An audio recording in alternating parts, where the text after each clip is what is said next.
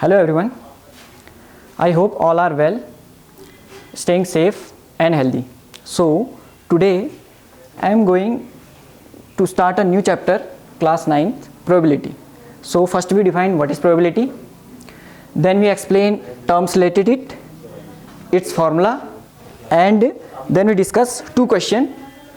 Okay, देखिए जो question है हमारे वो सिंगल एक फॉर्मूला है, उसको हम अप्लाई करेंगे और उसी फॉर्मूले से हमारे जितने भी हमारे क्लास 9th में क्वेश्चंस हैं वो सारे के सारे इस एक फॉर्मूले से हम कर सकते हैं. ठीक, तो सबसे पहले हम स्टार्ट करते हैं व्हाट इज़ प्रोबेबिलिटी.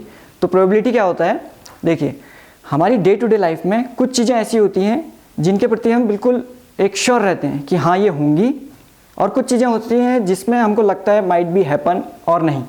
जैसे कि मैं कहता हूँ कि सूर्य पूरब से निकलता है, तो हाँ भाई हमें पता है सूर्य पूरब से ही निकलता है. ठीक, तो ये पक्की चीज़ है कि सूर्य पूरब से ही निकलेगा. या मैं कहूँगा रात है अब सुबह होगी, तो हमको पता है रात के बाद हाँ सुबह ही होगी, तो हम बिल्कुल एकदम क्लियर हैं कि ये चीज़ होगी करके. पर कुछ चीज़ें ऐसी होती हैं जिनके बारे में हम बता नहीं सकते हैं. जैसे कि अगर हम किसी कॉइन को टॉस करते हैं तो हम ये नहीं कह सकते हैं कि हेड आएगा या फिर टेल आएगा. या अगर हम कभी कभी, वैसे तो ये एग्जांपल भी उसी में आ जाता है कि पक्का होगा ही होगा, पर फिर भी हम एश्योर नहीं हैं. जैसे कि अगर हम बस में या कार में कहीं जा रहे होते हैं तो होता तो यही है कि हम मान के चलते हैं कि हम पहुंच जाएंगे, पर फिर भी 100% एश्योरिटी नहीं है कि हम पहुंच ही जाएंगे करके. ठीक है, तो प्रोबेबिलिटी क्या होती है, किसी न किसी चीज़ के होने के चांसेस कितने हैं, दैट इज़ कॉल्ड प्रोबेबिलिटी. हम डे टू डे लाइफ में जो चांस वर्ड यूज करते हैं उसी चीज़ को हम मैथमेटिकली क्या कहते हैं, प्रोबेबिलिटी. ठीक, तो मैंने यहाँ पर लिखा भी हुआ है the chance that something will happen. ठीक, दैट इज कॉल्ड प्रोबेबिलिटी. अब इसके कुछ एक एग्जांपल है, जैसे कि मैंने यहाँ पर लिखा है it will probably rain today. ठीक, तो हम नहीं बता सकते कि कल रेन है या मौसम एकदम क्लियर रहेगा. ऐसे ही दूसरा एग्जांपल है I doubt that he will pass test. तीसरा एग्जांपल है there is a 50-50 chance of India winning a toss in today's match. तो यहाँ पर जो वर्ड लिखे हैं ये प्रोबेबली, यहाँ पर लिखा है डाउट, यहाँ पर लिखा है चांस. तो ये जो वर्ड हैं ये ही वर्ड क्या कहलाते हैं, हमारे प्रोबेबिलिटी यानी प्रोबेबल को शो करते हैं, यानी पॉसिबिलिटी यानी चांसेस को शो करते हैं. तो जो चांसेस ऑफ साइंस है, साइंसेस जो साइंस का हमारा जो चांस का जो साइंस मतलब विज्ञान जिसे हम कहेंगे वो क्या कहलाएगा, तो आपका प्रोबेबिलिटी कहलाएगा. ठीक, अब इसमें कुछ टर्म्स हैं, टर्म्स रिलेटेड टू प्रोबेबिलिटी. जैसे पहला टर्म्स है ट्रायल, दूसरा टर्म है इवेंट. तो ट्रायल क्या होता है, performing an experiment is known as a trial.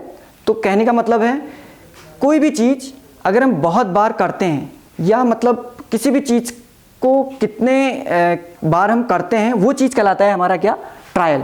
जैसे कि अगर हम एक कॉइन को टॉस करते हैं तो क्या आ सकता है, या तो कॉइन को टॉस करने में या तो हेड आएगा या तो टेल आएगा. तो ये जो चीज़ हमने की ये चीज़ कहलाएगा हमारा ट्रायल. एक बार किया तो हेड टेल, दो बार करेंगे तो टोटल आउटकम कितना आएंगे, हेड टेल टेल हेड. ठीक है, तो 1 बार करेंगे तो या तो हेड आएगा या टेल कहलाएगा. तो ये चीज़ कहलाएगी हमारी ट्रायल. तो परफॉर्मिंग एन एक्सपेरिमेंट, किसी भी एक्सपेरिमेंट को करना, it's called trial. And what is event, outcome of the experiment. तो क्या मिला हमें एक बार टॉस करने के बाद, कॉइन को टॉस करने के बाद, या तो हेड आया या टेल आया. ऐसे ही आप डाइस जानते हैं, डाइस को जब आप हम जानते हैं, हमने लूडो वूडो काफ़ी खेला है, तो जब हम डाइस को थ्रो करते हैं तो या तो 1 आता है, 2 आता है, 3 आता है, 4, 5 या 6 आता है.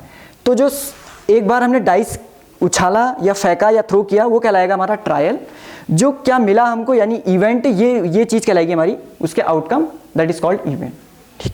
ठीक, अब इसका एक फॉर्मूला बनता है, ये फॉर्मूला है प्रोबेबिलिटी निकालने का. तो प्रोबेबिलिटी कैसे निकलती है, number of trials in which the event happened upon the total number of trials. जैसे कि यही चीज़ मैंने एक कॉइन को टॉस किया, ये कॉइन था, हमने इस कॉइन को टॉस किया,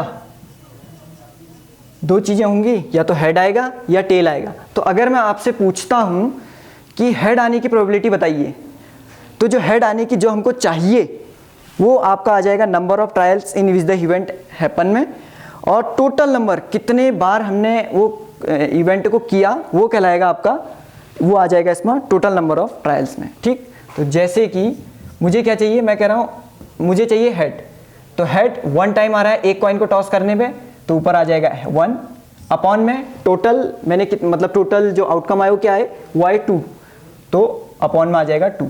तो प्रोबेबिलिटी पी ई जो बन गया, ई मीन्स इवेंट, ठीक है, इसको एक्सपेरिमेंटल प्रोबेबिलिटी भी बोलते हैं।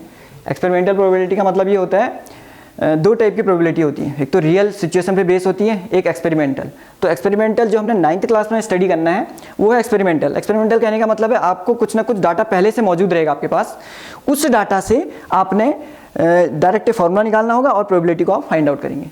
और उसके बाद 10th 11th 12th में हम मतलब मेनली 10th में, क्योंकि इसके बाद आप 9th के बाद 10th में जाएंगे, तो 10th में जो चीज़ें होंगी वो सिचुएशन बेस पे होंगी। आपको पहले ये चीज़ें निकालनी होगी, यानी कहने का मतलब है आपको पहले ट्राई करना पड़ेगा। यानी अगर जैसे कि किसी भी कॉइन को हम 3 बार उछालते हैं तो क्या आउटकम आएंगे, तो उसके लिए फॉर्मूला लगेगा, फिर हम उसके बाद उनको लिखेंगे, उसके बाद तब जाके हम प्रोबेबिलिटी का फॉर्मूला लगाएंगे। तो यहाँ पर हमें पहले का पहला डाटा रहेगा और उस चीज़ से हम डायरेक्ट प्रोबेबिलिटी को निकालेंगे, तो 1 स्टेप फास्टर रहेंगे हम, ठीक। तो ये इसलिए उसको एक्सपेरिमेंटल प्रोबेबिलिटी भी कहते हैं। इसका फॉर्मूला होता है P of equal to this upon this, ठीक।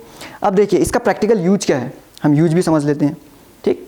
तो देखिए जैसे कि अगर मैं ये कह रहा हूँ कि जो जैसे कि आपने सुना होगा जो वेदर रिपोर्टर होता है वो कहता है कि आज की संभावना है, या आज मौसम साफ़ रहने की संभावना है, या आज इतने % चांस हैं कि मौसम ख़राब रहेगा।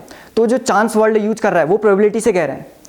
तो जो वो कह रहा होता है कि आज 80% चांसेज हैं कि आज मौसम साफ़ रहेगा, या 60% चांसेस है कि आज मौसम ख़राब रहेगा, तो इसको मतलब इससे हमें क्या मिल रहा है।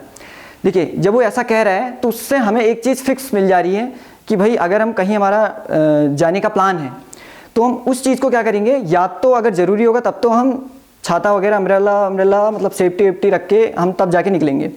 अगर ऐसा नहीं है तो मतलब अगर मौसम क्लियर है तो हम सीधे जाएंगे, ठीक। तो ये चीज़ मदद करती है हमारी प्रोबेबिलिटी उसमें हमारी डे टू डे लाइफ में। और जैसे कि आप पबजी खेलते होंगे तो पबजी में भी इसका जो मतलब जो रिलेशन है, जब हम पबजी खेलते हैं तो उसमें क्रेट्स रहते हैं, ठीक। तो क्रेट्स को जब हम बाई करते हैं तो उसका ऐसा नहीं है कि आप क्रेट्स को बाई करेंगे तो वो चीज़ आपको मिल ही जाएगी, इसके मतलब कोई चांसेस नहीं है। जैसे कि अगर मुझे कोई भी क्रेट्स पबजी में ख़रीदना है तो मैं उसकी सेटिंग में जाऊंगा, सेटिंग में उसकी प्रोबेबिलिटी को देखूंगा। तो प्रोबेबिलिटी अगर मान लिया लिखा हुआ है 1%, तो इसका मतलब क्या हुआ, उसका मतलब ये हुआ कि उस टाइम में जिस टाइम में हमें क्रेट्स बाई कर रहे हैं, अगर 100 जने खरीद रहे हैं तो उसमें से केवल और केवल 99 लोगों को निराशा हाथ लगेगी, मतलब उनको कुछ नहीं मिलेगा, केवल और केवल 1% को ही वो जो क्रेट होगा वो बाई कर पाएगा, ठीक। तो इसका प्रैक्टिकल यूज है। तो ये जो बड़ी बड़ी कंपनीज़ हैं यहाँ प्रोबेबिलिटी का बिल्कुल डायरेक्टली यूज किया जाता है, ठीक। तो उसके बाद हम इसके बाद एक फॉर्मूला है हमारा, जो प्रोबेबिलिटी ऑफ ई है, फॉर्मूला तो देख लिया हमने, प्रोबेबिलिटी ऑफ ई है वो 0 से लेकर के 1 के बीच में रहती है। तो इसका मतलब ये हुआ प्रोबेबिलिटी कभी भी 0 से कम नहीं हो सकती है और 1 के ऊपर नहीं हो सकती है। बेसिकली इसका मतलब ये है कि 0 ये इंडिकेट कर रहा है कि अगर कोई घटना, मतलब 0 ये बता रहा है आपको कि अगर कोई घटना नहीं हो रही है तो वो बताएगा 0, और 1 मतलब वो घटना होगी ही होगी। तो हमारी जो प्रोबेबिलिटी है या तो वो 0 से कम नहीं हो सकती और 1 के ऊपर नहीं जा सकती, ठीक है। तो रेयरेस्ट चांस होता है वो 1 हो जाए और रेयरेस्ट चांस रहता है कि वो 0 हो जाए, मतलब प्रोबेबिलिटी रहेगी हमारी 0 से लेकर के 1 के बीच में। तो ये इसका मतलब है। आगे हमारे 2 क्वेश्चंस हैं, उनको भी सॉल्व कर लेते हैं ताकि आपका जो हमारी जो नॉलेज है, हमने जो पढ़ा अभी तक का, वो बिल्कुल एकदम हमारे दिमाग में छप जाए, ठीक। तो पहला क्वेश्चन है, इसको ज़रा साफ कर लेते हैं। पहला जो हमारा क्वेश्चन है वो ये है, a coin is tossed 1000 times with the following frequencies. Head आ रहा है 450, टेल आ रहा है 545। Compute the probability of each event. तो हमने प्रोबेबिलिटी फाइंड आउट करनी है। तो देखिए कैसे निकालेंगे। कॉइन को टॉस किया जा रहा है 1000 टाइम्स। अच्छा, एक और चीज़ इंपॉर्टेंट, इसमें ये चीज़ मायने रखती है कि अगर हम किसी भी इवेंट को बार बार करते हैं तो उसके होने की चांसेस उतने ज़्यादा बढ़ जाती है। कहने का मतलब ये है, जैसे कि जो वेदर रिपोर्टर होता है, अगर वो कहता है कि 80% चांसेस हैं बारिश होने की, तो इसका मतलब वो ये बताना चाह रहा है कि पिछले 100 दिनों में 80 दिन उस दिन जैसा जो मौसम बन रहा है उसमें 80 दिन आपकी बारिश रहेगी और 20 दिन क्या रहेगा, मौसम साफ रहेगा।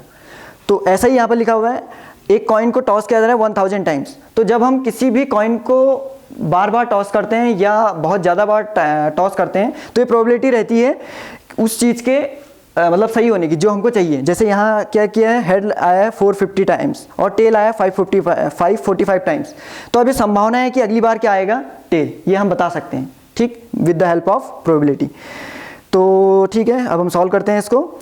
एक कॉइन को टॉस किया गया 1000 times with the following frequency, head 455 and tail 545, तो compute the probability of each event. तो हमें हेड की फ्रीक्वेंसी भी निकालनी है, हेड की प्रोबेबिलिटी भी निकालनी है और टेल की भी। तो हेड आ रहा है हमारे पास, क्वेश्चन है हमारा पहला, हेड आ रहा है आपका 450 टाइम्स, 455 टाइम्स एंड टेल आ रहा है आपका 545 टाइम्स। तो प्रोबेबिलिटी ऑफ इवेंट, यानी इवेंट यहाँ पर क्या आएगा, h, वो क्या हो जाएगा, number of trials in which the event happen, कितने बार, 450 टाइम्स, तो ऊपर आएगा 455 upon the total number of trials, तो कितनी बार ट्रायल किया हमने, 1000, तो अपॉन में आ गया आपका 1000, ठीक। तो इसको आप सॉल्व करेंगे तो आ जाएगा 0 पॉइंट, ये इस तरफ आ जाएंगे पॉइंट, 0.455 या 0.4, तो इसकी प्रोबेबिलिटी क्या आ जाएगी, 0.4। ऐसे ही हमने निकालना है टेल की, क्योंकि ये प्रोबेबिलिटी ऑफ ईच कह रहा है, तो प्रोबेबिलिटी ऑफ टी यानी event equal to total number of trials, तो नंबर ऑफ ट्रायल हम इस बार टेल की बात कर रहे हैं, यानी 545 अपॉन 1000, तो आंसर कितना आ गया हमारा, 0.545 या 0.5, ठीक। तो ये इस तरीके से हम अपना पहला क्वेश्चन करेंगे। आगे लास्ट क्वेश्चन है आपका सेकंड क्वेश्चन, इसको भी कर लेते हैं। तो सेकंड क्वेश्चन हमसे कह रहा है कि in a cricket match a batsman hits a boundary 6 times out of 30 balls he plays, find the probability that he did not hit a boundary। Question ये कह रहा है कि एक क्रिकेट मैच है, एक बैट्समैन 6 टाइम्स बाउंड्री मार रहा है 30 बॉलों में से, 30 बॉल्स में से जितनी वो खेल रहा है, मतलब 30 बॉल खेल रहा है उसमें से 6 टाइम्स उसने बाउंड्री मार रखी है। तो कह रहा है प्रोबेबिलिटी निकालो he did not hit a boundary, जिसमें वो बाउंड्री हिट नहीं कर पा रहा है। तो इसका मतलब, कहने का मतलब क्या है, 30 बॉलों में से 6 तो उसने बाउंड्री मारी, तो कितनी बच गई, 30 - 6 यानी 24, यानी 24 में वो बाउंड्री नहीं मार पा रहा है, ठीक। तो हम क्या लिखेंगे, जो बाउंड्रीज है हमारे पास वो है कितनी, 6, तो 6 बाउंड्री मार रखी है। तो batsman did not hit a boundary जो होगी, did not hit a boundary, वो क्या होगी, 30 - 6, इतने में उसने नहीं मारी होगी, तो ये कितना निकला, 24। तो इसकी क्या निकालनी है, जितनी उसने नहीं मार रखी उसकी प्रोबेबिलिटी, यानी ये हमारे पास मेन है, यानी ये रहा हमारा number of trials in which the event happen, और उसके बाद टोटल नंबर कितने हैं, यानी कितनी बार खेल रहा है वो खेल रहा है 30। तो प्रोबेबिलिटी ऑफ जो बाउंड्री नहीं मारी उसने, यानी मैं ई से शो कर दे रहा हूँ इसको, इक्वल टू कितना हो जाएगा, 24 अपॉन 30। इसको सॉल्व करेंगे आप, ये आ जाएगा आपका 12 2 जा 15 2 जा, फिर काटेंगे 6 2 जा 2 3 जा और 5 3 जा, तो 2/5, यानी प्रोबेबिलिटी कितनी आ गई, 0.4।